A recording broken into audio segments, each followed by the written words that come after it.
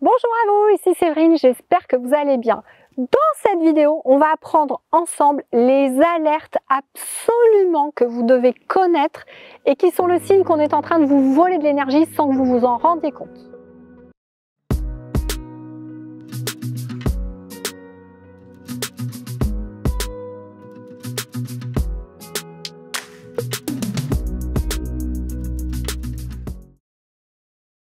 Bonjour à vous, ici Séverine, j'espère que vous allez bien. Je vais vous inviter à vous abonner à la chaîne, à appuyer sur la cloche, à mettre un pouce et un commentaire et à partager cette vidéo à vos amis. Ça va me permettre de mieux référencer la chaîne et je vous en remercie par avance. Dans cette vidéo, il est absolument capital que vous sachiez les contextes dans lesquels vous vous retrouvez qui vous vampirisent de l'énergie. C'est absolument capital. Il y a trop de clients qui arrivent qui me disent j'ai été encore vampirisé, etc. Mais c'est normal, vous allez vous mettre dans ces expériences.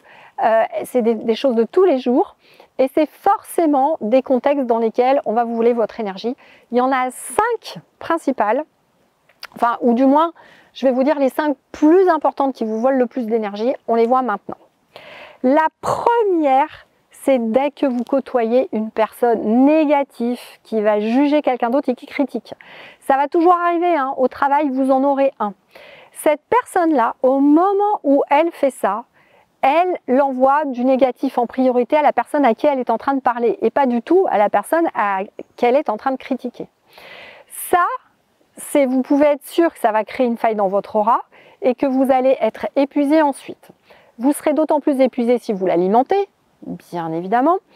Et le réflexe pour se protéger de ces gens-là est le suivant, c'est que dès que quelqu'un fait ça, vous devez absolument dire « Écoute, c'est ton point de vue, soit si tu as quelque chose à dire à cette personne, va lui dire en face, mais s'il te plaît, on ne parle pas de personnes qui ne sont pas présentes. » Si vous faites ça, il y a une espèce de barrière qui va se mettre. Déjà, ça va vous permettre de vous protéger et surtout, ça va faire prendre conscience à la personne de ce qu'elle fait. Parce que la majorité des personnes négatives tournent en boucle et ne se rendent même plus compte de ce qu'elles font.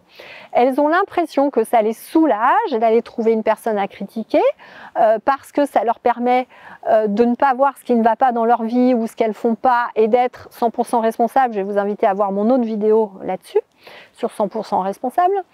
Et elles ne se rendent pas compte qu'elles nourrissent du négatif et qu'en premier elles se font du mal à elles et à la personne à qui elles en parlent.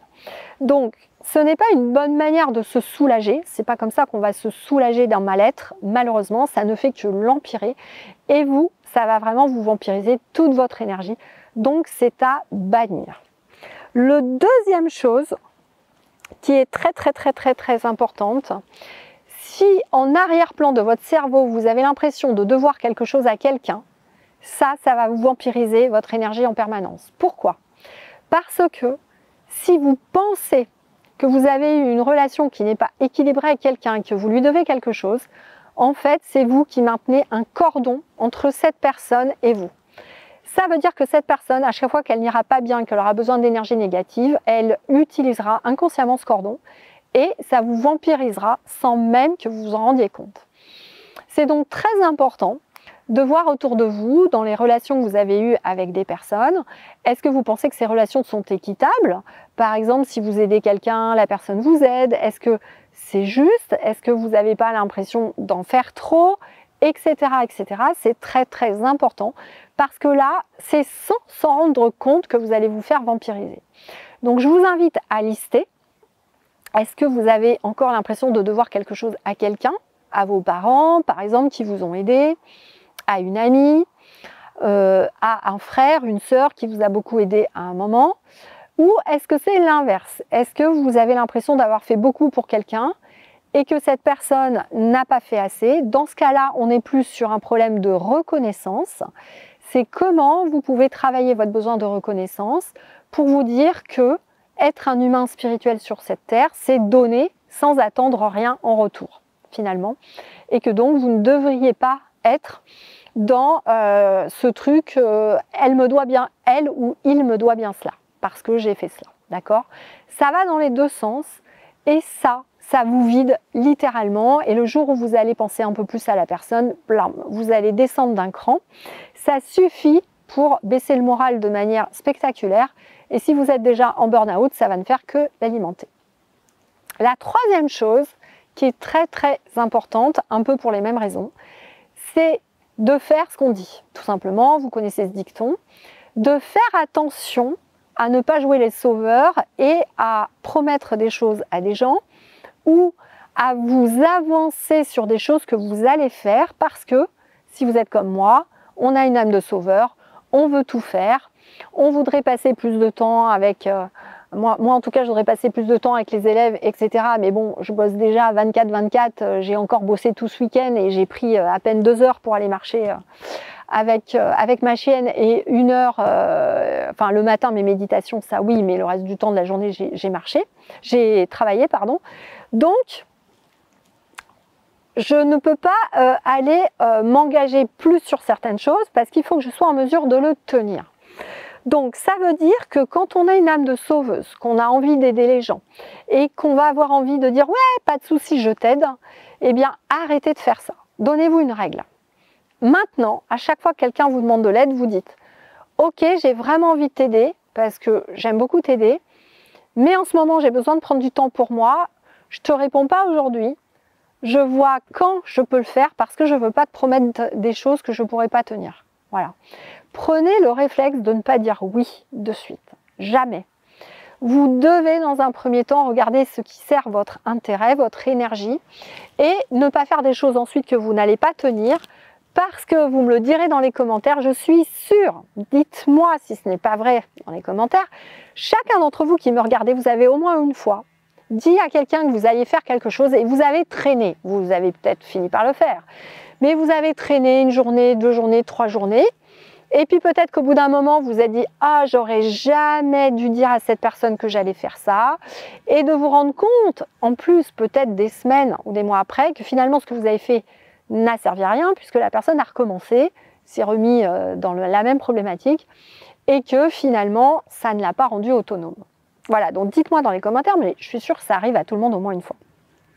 Donc, arrêtez de dire oui quand on vous demande de l'aide.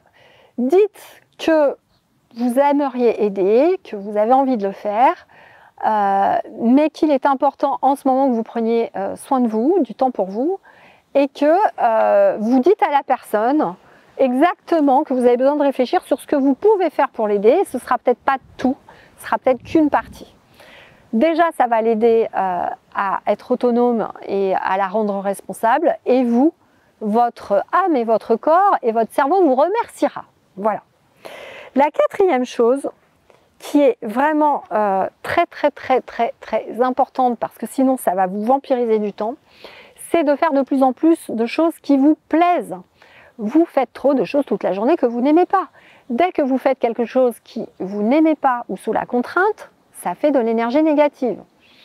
Donc, on peut faire des choses qui ne nous plaisent pas sur l'instant. Parce que vous savez que l'humain ne comprend la récompense que quand il a la récompense immédiate. Donc, on a tendance à aller sur des choses qui nous font plaisir de suite. Manger un gâteau, manger du sucre, se mettre dans un jacuzzi, rester au lit à rien faire pendant 1 heure. Parce que c'est une récompense immédiate de plaisir.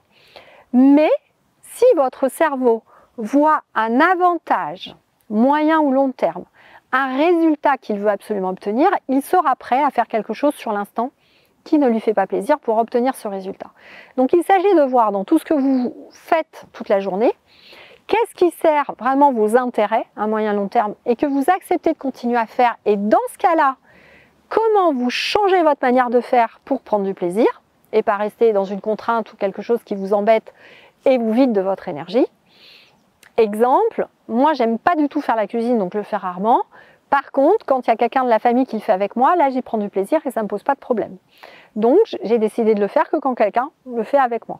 Ça a permis à une époque de permettre à mes enfants d'apprendre à cuisiner un minimum. Et aujourd'hui ils m'en remercient parce que quand ils vont chez les copains le week-end et qu'ils savent à peine faire cuire des pâtes, bon eux savent faire quand même quelques petits plats, voilà, même si je ne suis pas une grande cuisinière. Toujours est-il que, ça c'est très important parce que ça va complètement vous vider et que vous n'aurez plus d'énergie pour vous remettre en cause, sortir de votre zone de confort, faire des nouvelles choses et des nouveaux projets. Donc c'est super important. Le dernier point, très très important, c'est quand vous n'acceptez pas ce qui vous arrive. Quand vous n'acceptez pas l'expérience, il va vous arriver que des choses négatives puisque vous allez le nourrir. Donc c'est à chaque fois que vous avez une contrariété, une expérience négative, vous pouvez vous faire aider par un ami, arrêtez-vous et acceptez ce qui arrive. Ok, là ce qui m'arrive est inconfortable, c'est pas génial, etc. Ok, mais comment je peux voir les choses de manière positive? Exemple, j'ai quelques exemples en tête. Des clientes qui disent j'ai perdu mon emploi et j'ai 40 ans et je suis obligée de retourner chez ma mère. Si vous êtes obligé de retourner chez votre mère, c'est tout simplement quoi? C'est juste que l'univers est en train de monter, que vous n'avez pas réglé le problème avec vos parents. C'est que vous n'êtes toujours pas autonome et que, en fait, l'univers s'est débrouillé pour vous mettre dans la situation où vous allez être obligé de retourner chez votre mère pour couper le lien avec votre mère et devenir 100% responsable. Et tout est utile. Et quand on perd son emploi, c'est aussi sûrement parce que votre emploi ne vous convient pas et que votre mission d'âme, elle est ailleurs. Et c'est pour aller faire autre chose.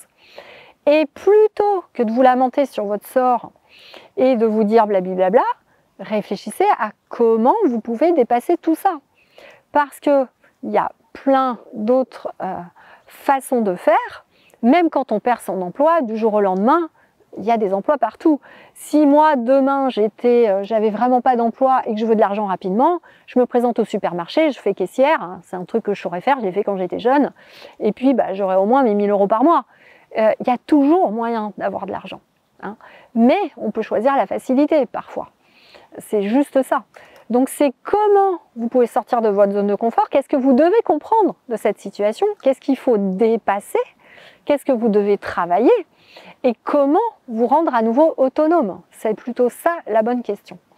Donc ça, c'est hyper important, cette dernière partie, c'est d'accepter l'expérience et d'en voir tout le positif. Et il n'y a souvent pas qu'une chose positive, il y en a souvent une dizaine. Donc je vous invite à vous creuser la tête et vous allez sûrement y arriver. N'hésitez pas à me mettre dans les commentaires les questions que vous pourrez avoir par rapport à cette vidéo, ce que ça évoque pour vous, etc. Ça me fera plaisir de répondre. Et puis, j'aime toujours aider les gens, donc c'est toujours sympa. Si vous souhaitez nous rejoindre dans l'académie et faire une expérience, une vraie expérience spirituelle de groupe dans un cadre bienveillant et connecté dans l'amour et pouvoir bosser sur vous aussi en coaching, vous pouvez aller sur mon site séverine-magnétiseur.fr et demander un bilan gratuit avec mes coachs qui verront avec vous si vous êtes prêts à nous rejoindre. Je vous fais des gros bisous, des gros câlins, prenez bien soin de vous et à très bientôt.